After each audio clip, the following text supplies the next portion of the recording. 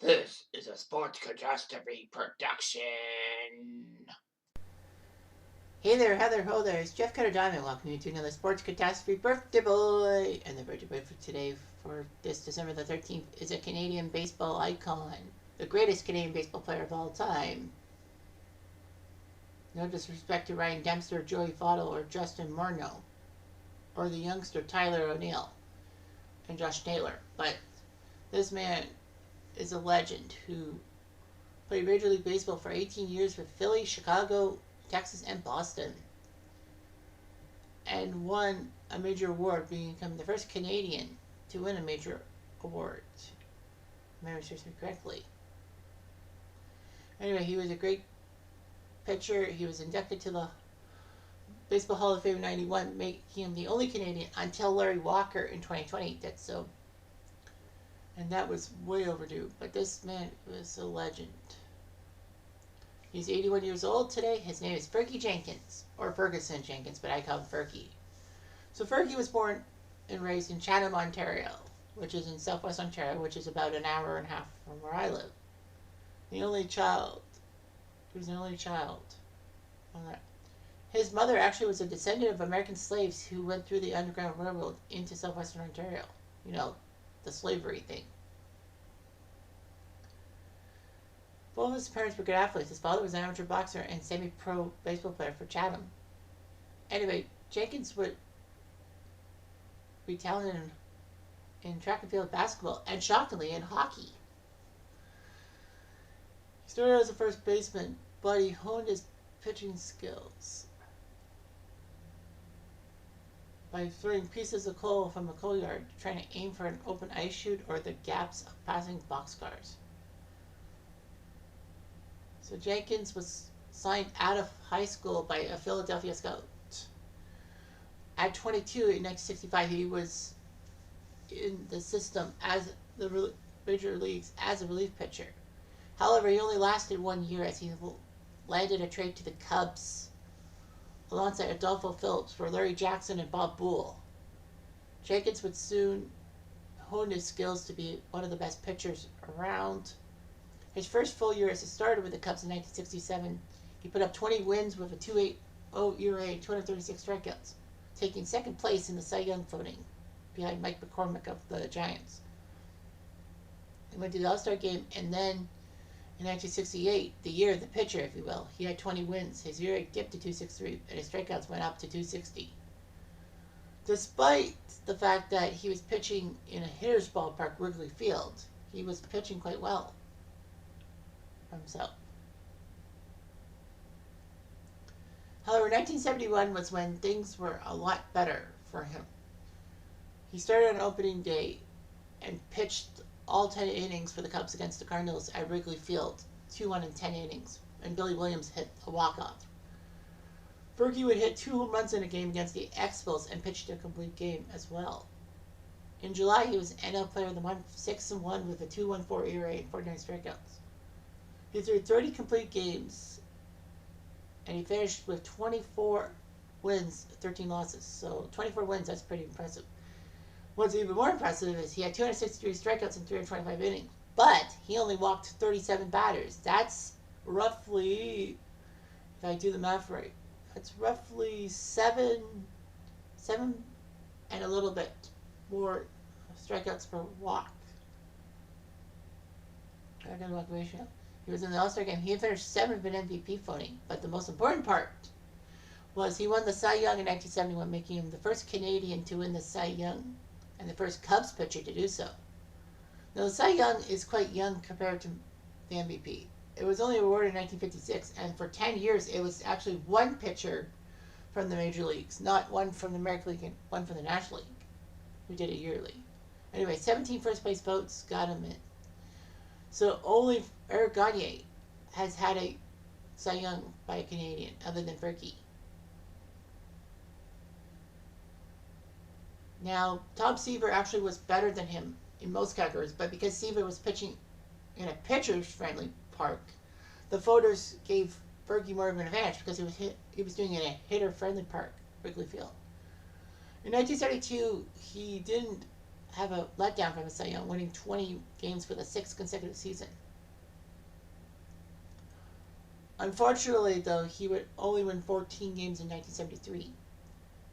Unfortunately, that was enough for the Cubs to trade him to Texas for Bill Madlock. And Billy Martin, who was manager of Texas at the time, figured that Fergie was a workhorse and a winner. So it worked. And it worked. Fergie put up 25 wins in the 1974 season. That is still the Texas record to this day. Not even Nolan Ryan or Kenny Rogers or Kevin Brown have to come close to that mark. Fergie, unfortunately, would finish second in the Cy Young voting, just behind Catfish Hunter. And the weird thing was, in MVP voting, Jenkins actually was ahead of Hunter and took 5th place. He was named the AL Comeback Player of the Year.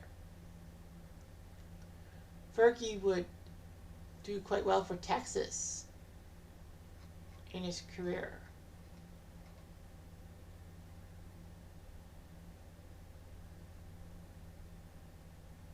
And all that. He went to Texas. He only played the 2 years with Texas, 74 and 75. Then he went to play 2 years with Boston, 76, 77, back to Texas from 78 to 81. Unfortunately, during the 1980 season, when Texas was making a road trip to Toronto to face the Jays, Jenkins was found possessing 3 grams of cocaine, 2 grams of hashish, and 1.75 grams of marijuana. Really illegal substances. The cocaine and hashish really was illegal. Marijuana, not so much nowadays, but still. He was suspended indefinitely. Anyway, Jenkins only had a 2-week suspension, even though he was supposed to be suspended indefinitely, because an arbiter reinstated him for some reason. I mean, what he did was wrong, very wrong. He went back to the Cubs to finish off his career in 82 and 83 and, retired.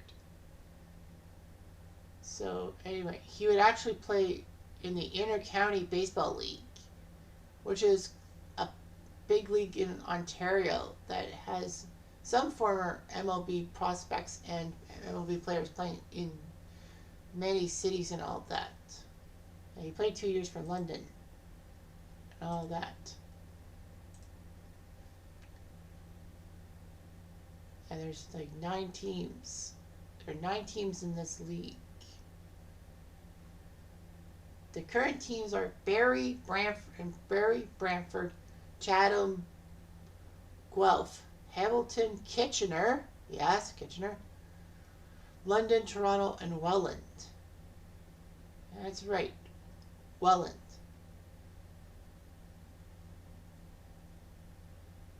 So the Welland Jackfish. They were founded in 2018 and they won the championship. There have been other teams involved. Burlington had a team for a little bit. Galt had a team. Guelph, Hamilton, Kitchener, Stratford, Listowel. Well, Kitchener had a few teams before they were renamed. Stratford, Listowel, London had a few teams, but then they were renamed. Mississauga, Niagara Falls, Oakville had a team for a few years. Oshawa had a team for a little bit. Ottawa, Preston, St. Thomas, Stratford, Waterloo had a team for a few years, and Windsor. That inter-county league is huge because John Axford was a fantastic player. Well, he's played in the Intercounty League. He was a good relief pitcher for many teams in baseball. Don Beaupre, former NHL goalie. The Butler boys, Rich and Rob, who played for the Jays. I've done it. Scott Diamond, no relation. Rob Ducey, he's played in the Intercontinental League. Fergie, of course. Scotty Furman. Paul Spoljaric played in the league. Dalton Pompey has played in the Intercontinental League. Peter Jesse Orozco even played a few years in Galt. So Orozco played in the Intercounty League. Danny McLean played for London for a few years. And let's not forget that Prime Minister Lester B. Pearson did so. But regardless of that, Fergie tried to get into politics and didn't do so well. But he has a legacy.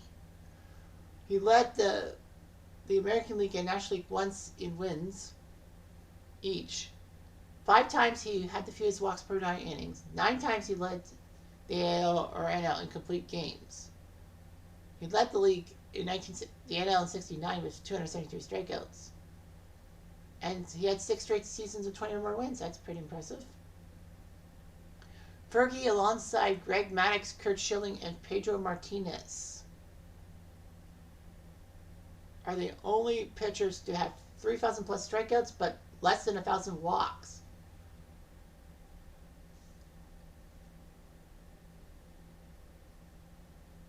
Anyway, he in '74 was named the Lou Marsh Trophy winner for the top athlete in Canada, becoming the first baseball player to do so. He was inducted to the Canadian Baseball Hall of Fame in 1987, and then in 1991, he was the first Canadian to be named to the Baseball Hall of Fame in Cooperstown. So he got a lot of things. All that. He was named Order of Canada in December 1979. And he has a statue outside Wrigley Field that has been done since 2022. Personal life, he had 3 daughters with his first wife, who he divorced in 1987, and then had a child with his second wife, Mary Ann. Unfortunately, that didn't end well, as Mary Ann broke her neck in a car accident near their ranch, and she died a month later. And then Jenkins' girlfriend actually died alongside Jenkins' 3-year-old daughter Samantha due to carbon monoxide poisoning. But it was ruled a suicide, a murder-suicide, which was tragic. But Fergie Jenkins set the bar for Canadian pitching. For the pitchers like Eric Gagne, Ryan Dempster, Rich Harden, there's a few other guys. I can't think of them off the top of my head, but Cal Quantrill. But yeah, he will always be a Canadian baseball icon, for sure. Anyway, I'm Jeff Diamond. I do.